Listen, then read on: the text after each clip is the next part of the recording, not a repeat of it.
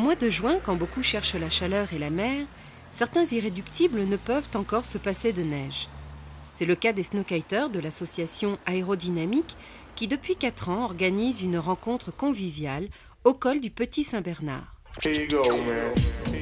À l'occasion de l'ouverture de la route, pour passer entre Haute-Tarentaise et Val d'Aoste, ces passionnés de neige et de vent se retrouvent à 2200 mètres d'altitude face au Mont Blanc. Mais qu'est-ce que le snowkite? Il est à la neige ce que le kitesurf est sur la mer. Une paire de skis ou un snowboard au pied, un grand cerf-volant dans les mains, c'est la glisse en 3 dimensions. Grâce à la force du vent, les snowkiters parcourent la montagne en toute liberté et sans effort. Une sorte de randonnée hivernale pour les feignants, à l'aide d'un téléski personnel et écologique, l'Air. Au contraire de ce que nombreux peuvent penser, le snowkite est plus un sport terrestre qu'aérien. En effet, même s'il est possible d'utiliser la voile pour faire des sauts plus ou moins hauts, le but n'est pas de voler. Il s'agit simplement d'utiliser le vent comme un moteur pour glisser, parcourir de grandes distances, voire même remonter les pentes bien plus aisément qu'un ski de randonnée classique. Dans le ciel du Petit Saint-Bernard, le bal des voiles colorées intrigue les passants qui arrêtent leur voiture quelques minutes afin de profiter du spectacle. Certains restent alors plus longtemps pour profiter du barbecue et de la musique live.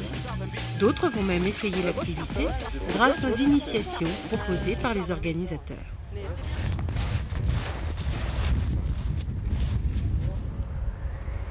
Tourne, encore, t'arrêtes pas et repars sur ta droite.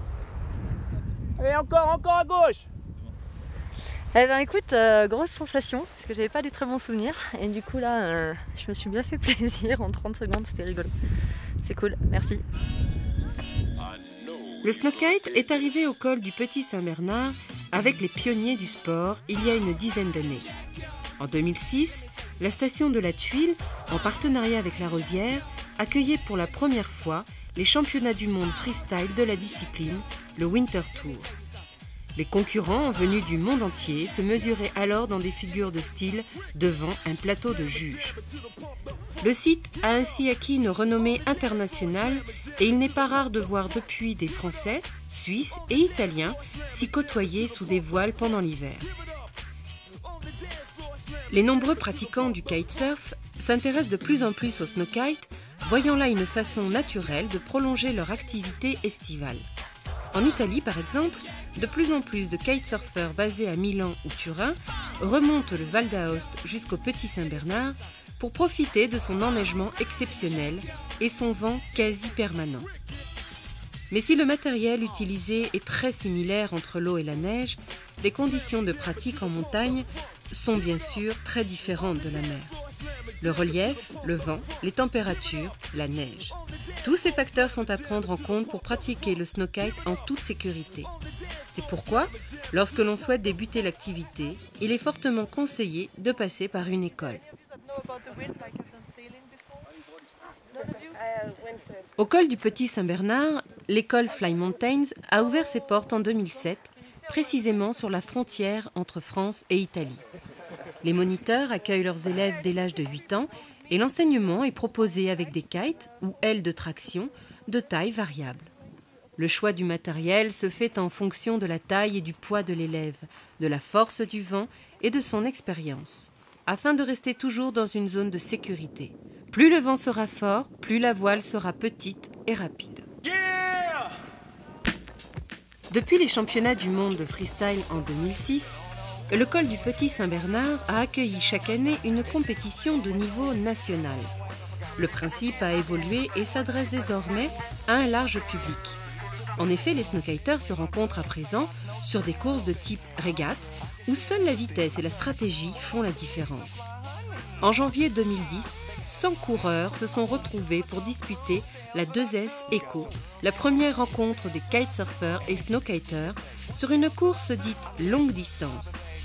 La première étape s'étant déroulée sur la neige, la manche retour aura lieu sur l'eau en septembre prochain sur les plages de Leucate en Méditerranée.